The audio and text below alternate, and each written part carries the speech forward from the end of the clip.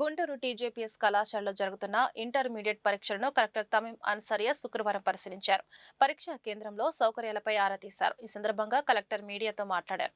Intermediate పరీక్షలు సజావుగా కొనసాగుతున్నాయని హర్షం వ్యక్తం చేశారు. ఎక్కడా ఎటువంటి ఇబ్బందులు లేకుండా అన్ని ముందస్తు ఏర్పాట్లు చేయడం జరిగిందన్నారు. వేసవి ఉష్ణోగ్రతలను దృష్టిలో పెట్టుకుని పెద్ద ఎత్తున చలివేంద్రాలు ఏర్పాటు చేస్తున్నామని చెప్పారు. జిల్లా వైద్య ఆరోగ్య శాఖ ఆధ్వర్యంలో మెడికల్ క్యాంపులు ఏర్పాటు చేస్తున్నామని తెలిపారు. ఎండలు వడగాలుల తీవ్రతను దృష్టిలో ఉంచుకొని ప్రజలు అప్రమత్తంగా ఉండాలని సూచించారు. ఎల్పీజీ గ్యాస్ సమస్యపై సమీక్షిస్తున్నామని, ప్రస్తుతం ఎక్కడ గ్యాస్ సిలిండర్ల ఇబ్బంది లేదని అన్నారు.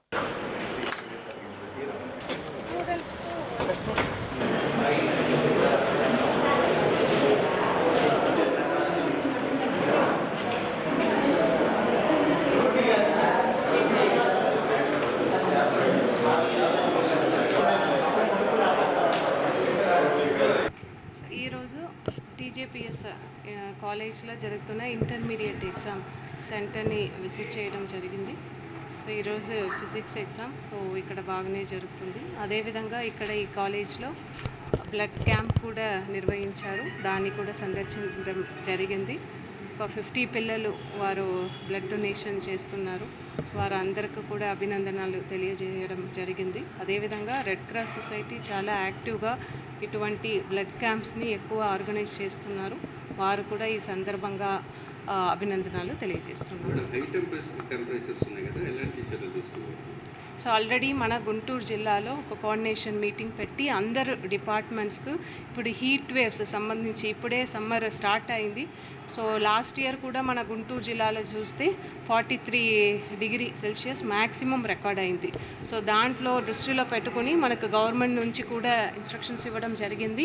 సో మనకు లాస్ట్ వీక్ అందరు డిపార్ట్మెంట్స్కు కోఆర్డినేషన్ మీటింగ్ పెట్టి డ్రింకింగ్ వాటర్ కావచ్చు, అది హ్యూమన్ బీయింగ్స్కి అదేవిధంగా అనిమల్స్కు కూడా ఏర్పాటు చేయాలి అని ఇన్స్ట్రక్షన్స్ ఇవ్వడం జరిగింది. అది ఎక్కడ కూడా ప్రజలకు డ్రింకింగ్ వాటర్ ప్రాబ్లం రాకూడదని ముందస్తు చర్యలు చేయమని బోత్ రూరల్ ఏరియాస్లో ఎస్ఏఆర్డబ్ల్యూఎస్కు అదేవిధంగా అర్బన్ ఏరియాస్లో అందరు మున్సిపల్ కమిషనర్స్కు కూడా ఆదేశాలు ఇవ్వడం జరిగింది. వారు కూడా సమ్మర్ యాక్షన్ ప్లాన్ అని తయారు చేసి ఉంచుకున్నారు. అదేవిధంగా మెడికల్ డిపార్ట్మెంట్ నుంచి ఒక ప్యాంప్లెట్ తయారు చేసి ఈ సమ్మర్ టైంలో హీట్ వేవ్స్ని మనము ఎదుర్కోవడానికి, హీట్ స్ట్రోక్ నుంచి మనల్ని ప్రొటెక్ట్ చేసుకోవడానికి ఎటువంటి ముందస్తు చర్యలు తీసుకోవాలి అన్నది ఒక ప్యాంప్లెట్ తయారు చేసి అందరికీ కూడా ఎక్కువ డిసిమినేట్ చేయమని చెప్పడం జరిగింది. అది కూడా యాక్టివ్గా చేస్తున్నారు.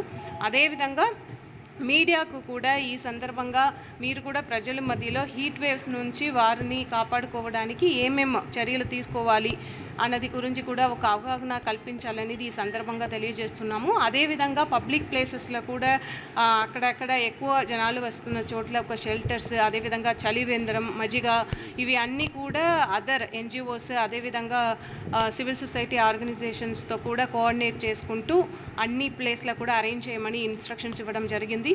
అదేవిధంగా మన గుంటూరు జిల్లాలో డిస్ట్రిక్ట్లోనే ఇక్కడ కలెక్టరేట్లో ఒక నోడల్ ఆఫీసర్ని డిపిఎంని పెట్టి ఒక కంట్రోల్ రూమ్ కూడా స్టార్ట్ చేసి ఉన్నాము.